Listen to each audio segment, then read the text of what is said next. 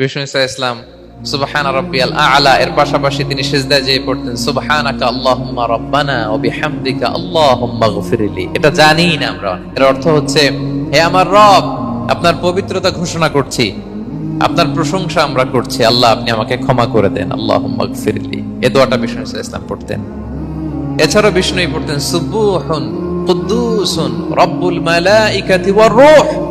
সকল ফেরেশতাদের অধিপতি রব, সবচেয়ে বড় ফেরেশতা যার 600 পাখা, জিব্রাইলের রব, সেই রবের প্রশংসা আমি করছি। এভাবে বিষ্ণু ইসলাম আল্লাহর প্রশংসা করতেন। তিনি আরো পড়তেন আল্লাহুম্মা গফিরলি যুনুবি কুল্লাহ দিক্কাহু ওয়া জুল্লাহ আউওয়ালাহু ওয়া আখিরাহ আলানিয়াতাহু ওয়া সিররা।